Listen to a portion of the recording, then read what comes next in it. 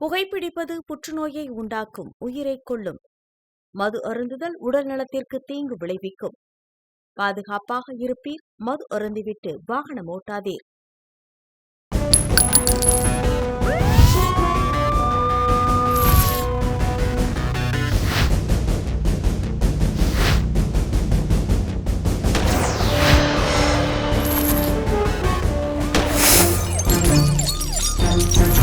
கோப்பியம், உண்மையும் பின்னணியும்.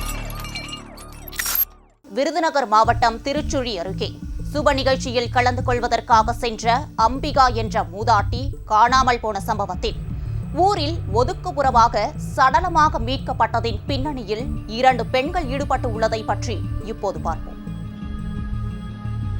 விருதுநகர் மாவட்டம் திருச்சூழி அருகே பண்ணை மூன்றடைப்பு கிராமத்தை சேர்ந்தவர் கணேசன் மனைவி அம்பிகா.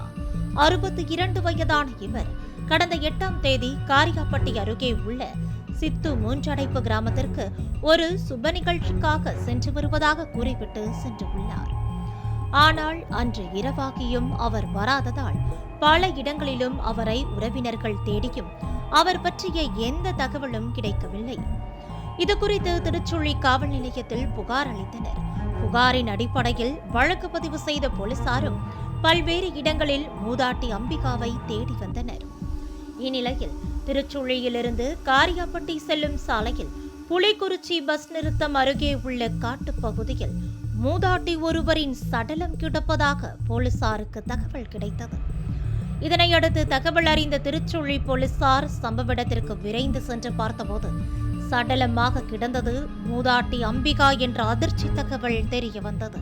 இதனையடுத்து மூதாட்டி அம்பிகா உடலை கைப்பற்றிய போலீசார் பிரேத பரிசோதனைக்காக விருதுநகர் அரசு மருத்துவமனைக்கு அனுப்பி வைத்து விசாரணை மேற்கொண்டனர். மூதாட்டி கொலையை கண்டித்தும் கொலையாளிகளை கைது செய்ய கோரியும் உறவினர்கள் மறியலில் ஈடுபட்டனர். இதனைத் தொடர்ந்து இந்த கொலை சம்பவம் குறித்து அப்பகுதியில் இருந்த சிசிடிவி கண்காணிப்பு கேமரா பதிவுகளை போலீசார் ஆய்வு செய்தபோது கொலை செய்யப்பட்ட மூதாட்டியை இருசக்கர வாகனத்தில் நடுவில் அமர வைத்து 2 பெண்கள் 2 வீலரில் அழைத்து சென்றது பதிவாகியிருந்தது. இதனையடுத்து திருச்சுழி இன்ஸ்பெக்டர் பூமிநாதன் தலைமையிலான தனிப்படை போலீசார் தீவிர தொடர் விசாரணை நடத்தியதில் மூதாட்டியை இருசக்கர வாகனத்தில் அழைத்து சென்றது காரியாப்பட்டி அருகே உள்ள எஸ் தோப்பூர் பகுதியை சேர்ந்த லோகாம்பாள் மற்றும் அவரது 17 வயது மகள் என்பது தெரிய வந்தது.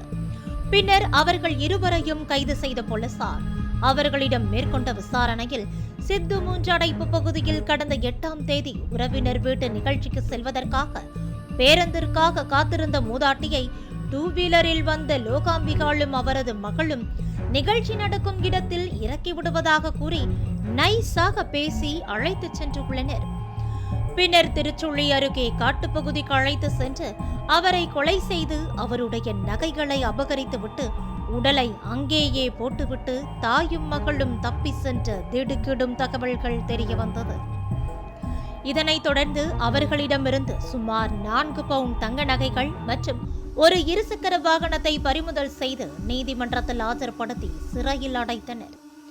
முன்னதாக கடந்த மார்ச் 5ஆம் தேதி திருச்சுழி அருகே சாமிநத்தம் பகுதியில் கூலி தொழிலாளி ராஜசெல்வம் என்பவர் அதே பகுதியை சேர்ந்த நபர்களால் முன்விரோதம் காரணமாக அரிவாளால் வெட்டி படுகொலை செய்யப்பட்ட நிலையில் மீண்டும் தற்போது 2ஆவதாக நகைக்காக மூதாட்டி கொலை செய்யப்பட்ட சம்பவம் திருச்சுழி சுற்றுவட்டார பகுதிகளில் பெரும் பரபரப்பை ஏற்படுத்தியுள்ளது. சட்டம் ஒழுங்குல தமிழக அரசு எந்த அளவுக்கு பாழடைஞ்சு இருக்குது அப்படிங்கிறது காட்டுறது ஒன்று. இது மாதிரி தவறு செய்கிறவங்களுக்கு எந்த அளவுக்கு பயம் இல்லாமல் இருக்குதுங்கிறத காட்டுறது ஒன்றுமா இருக்குது. இது அதிகப்படியாக போலீஸாருடைய நடவடிக்கைகள் சட்டம் ஒழுங்கை காப்பாற்றுறதுல அல்லது பெண்களை காப்பாற்றுறதுல கவனம் இல்லாமல் அரசியல்வாதிகளுடைய வேலைகளை சேர்த்து தான் இருக்கிறாங்கிறது இந்த நிகழ்வு நமக்கு தெளிவாக தெரிய வருது. தமிழகம் முழுக்க இருக்கிற கடந்த காலங்கள் எடுத்துக்கிட்டோன்னா பெண்களுக்கு எதிரான அதிகமான அநீதிகள் தான் நடைபெற்றிருக்குது. இதை தடுக்கிறதுக்கு காவல்துறை எந்த விதமான ஒரு முழு மூச்சு எடுக்கிற மாதிரி தெரியல. குற்றம் நடந்ததுக்கு அப்புறமா கைது பண்ணுறாங்க, குற்றம் நடந்ததுக்கு அப்புறம் கைது பண்ணுறாங்க. தடுக்கிற வேலையில் எங்கே பண்ணுறாங்கிறது தான் முக்கியம். குற்றவாளிகளுக்கு காவல்துறை மேல உள்ள பயம் போயிடுச்சா அப்படிங்கிறது தான். சும்மா பேசின்னு இருக்கிறவங்கள, சும்மா இருக்கிறவங்கள, யூடியூப்ல பேசுறவங்கள, இல்லைன்னா வந்துட்டு மீம்ஸ் போடுறவங்கள தேடி தேடி கைது செய்கின்ற காவல்துறை இது போன்ற குற்றவாளிகளுக்கு ஏன் அந்த பயம் இருக்க மாட்டேங்குது? ஏன்னா அவங்க மீது சரியான நடவடிக்கை இல்லைங்கிறது தான். ஒரு நகைக்காக 4 பவுன் நகைக்காக வந்துட்டு இவ்வளோ பெரிய கொலையை செஞ்சுருக்காங்க. இது வந்து காவல்துறை மேலே பொதுமக்கள் வைக்கின்ற ஒரு குற்றச்சாட்டு. அதே நேரத்தில் பொதுமக்களும் நம்ம விழிப்புணர்வோடு இருக்கணும். ஒரு மூதாட்டி இவங்க போகிறாங்கன்னா நம்ம உறவினர்களும் பெரியவங்களாக கூட போகணுங்கிறதும், தனிமையில் பெரியவங்களை அனுப்பக்கூடாதுங்கிறதுக்கும். ஏன்னா இந்த நாட்டில் நீங்கள் நினைக்கிற மாதிரி காந்தி சொன்னாமல் தனியாக ஒரு பெண்ணு எப்போ மிட் நைட்டில் நடந்து போகிறாங்களோ அப்போ தான் முழுமையான சுதந்திரம் அப்படின்னு சொல்லி இருந்தார் இல்லையா? அந்த சுதந்திரம் இப்போ இல்லை தமிழ்நாட்டில். அதனால் பொதுமக்கள் நீங்கள் உஷாராக இருக்கணும். வீட்டிலேருந்து பெரியவங்களோ சின்னவங்களோ தனிமையாக போகிறாங்க, தனியாக ஒரு நிகழ்ச்சிக்கு போகிறாங்க அப்படின்னா நம்ம தான் கூட 2 பேர் கூட போகணும். ஏன்னா நம்ம வந்து ஒரு பாதுகாப்பு இல்லாத சூழ்நிலையில் தமிழகத்தில் வாழ்ந்து கொண்டிருக்கிறோங்கிறது தான் நிதர்சனமான உண்மை. முதியவர்களின் பாதுகாப்பு குறித்து நாம் தொடர்ந்து குரல் கொடுத்து வந்தாலும் கூட பலரும் அதனை ஒரு செய்தியாக மட்டுமே நினைத்து கடந்து போய் விடுவதால் ஏற்பட்டிருக்கும் விளைவுகள் ஏராளம். போலீசார் எடுக்கும் நடவடிக்கைகளுக்கு முன்னதாக ஒவ்வொரு வீட்டிலும் இருக்கும் முதியவர்களின் பாதுகாப்பை உறுதி செய்ய வேண்டியது நம் கடமை என்பதை இனிமேலாவது உணர்ந்தால் மேற்கொண்டு இது போன்ற சம்பவங்கள் நடக்காமல் இருப்பதை தடுக்கலாம் என்பதில் சந்தேகம் இல்லை.